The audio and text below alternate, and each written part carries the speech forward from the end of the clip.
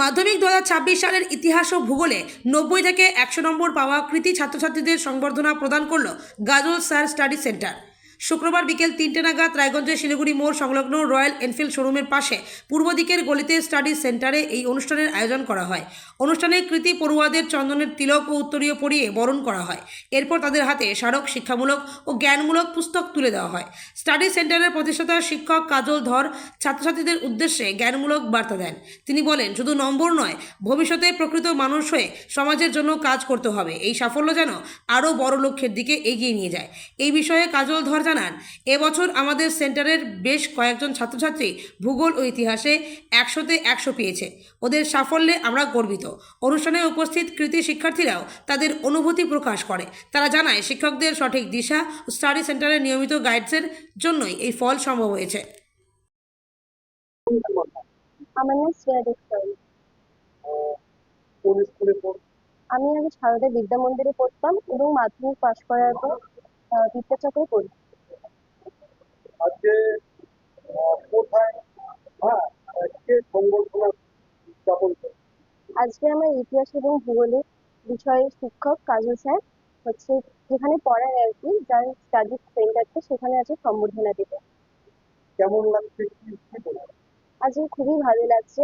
আজ মানে কাজল স্যারের মানে এত ভালো সাপোর্ট করে মানে পড়িয়েছেন আমাদেরকে, সেজন্য এতদূর এত ভালো নাম্বার পেয়েছি এবং আমাদের এত ভালোভাবে সম্বর্ধনা দিয়েছেন, তার জন্য আমার খুব খুশি লেগেছে। এই সাফল্যের পিছনে তাদের তাদের ভূমিকা রয়েছে। এই সাফল্যের পিছনে আমার পিতামাতার ভূমিকা তো অবশ্যই রয়েছে।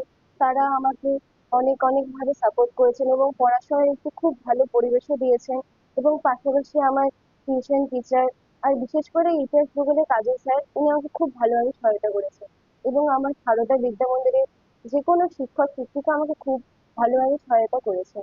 আমি যে কোনো যদি কোনো অসুবিধা হতো বা কিছু বুঝতে না পারতাম, আমি অবশ্যই আমার দাদা দিদিদেরকে বলতাম এবং টিচারদেরকেও বলেছি, তারা আমাকে খুব ভালোভাবে তখন বুঝিয়ে দিয়েছে। শিক্ষা মহলের জন্য কি বার্তা থাকে? আর শিক্ষা মহলের জন্য এটাই বার্তা দিচ্ছি যে তোমরা সবসময় অবশ্যই ভালোভাবে পড়বা এবং পড়াটাকে কখনো স্ট্রেস নিবা না। আর মানে পড়া মানে যে সবসময় পড়তে লাগবে সেটা নয়, যেটুকু টাইমে পড়বা এবং মন দিয়ে খুব ভালোভাবে পড়বা, তাহলে সাফল্য আসবে। আর বাবা মায়ের কথা, শিক্ষক শিক্ষিকার কথা, আর হচ্ছে বড় যারা গুরুজন থাকে তাদের কথা অবশ্যই মানবা এবং তাদেরকে অবশ্যই সম্মান দিবা। আপনার নাম? কাজল ধর। আজকে 2026 সালে মাধ্যমিক পরীক্ষায় যারা আমার সেন্টার থেকে ইতিহাস ভূগোলে 100% এবং 90% নাম্বার পেয়েছে তাদেরকে পুরস্কৃত করা হবে। কি নাম আপনার? কাজল স্যার স্টাডি সেন্টার। কতজনকে সংগঠিত করা হলো? আজকে 12 জনকে দেওয়া হবে। কি নাম তাদের? তার মধ্যে স্বাধীন মণ্ডল, বিবেকানন্দ, দেবনাথ, আয়ুষ, অনির্বাণ, জয়, দীপঙ্কর, বিধান, সর্বজিৎ। মেয়েদের মধ্যে আছে শ্রেয়া, ধৃতি, রঞ্জিতা, বন্নিষ্কা।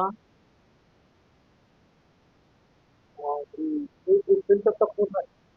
এটা হচ্ছে রায়গঞ্জ সারদা স্কুলের পেছনে, ওই কল্যাণী যে বুলেট শোরুমটা আছে তার পাশ দিয়ে যে গলিটা চলে আসছে পূর্ব দিকে, ওই শেষ পান। এই পর্যন্ত আপনার কতজন ছাত্রছাত্রী রয়েছে এখন পর্যন্ত সেন্টারে? এখানে 50-এর উপরে। কোন দিন পড়ো? প্রায় প্রত্যেক দিনই সকাল বিকেল অবধি পড়া থাকে, রাত্রেও। এই যে আপনার ছাত্রছাত্রীরা সাফল্য পেয়েছে, কেমন লাগছে? আমি এই সাফল্যের পিছনে সর্বপ্রথম বলি, আমার ছাত্ররাই আমার গর্ব। আসলে কোনো ছাত্রছাত্রীর রেজাল্ট ভালো হওয়ার পর বাবা মার পর যে সবচেয়ে বেশি আনন্দ পায় সে হচ্ছে টিচার। এবং আজকে আমার শিক্ষক জীবনের একদম সাকসেস যে ইতিহাস ভূগোল আমি পড়াই।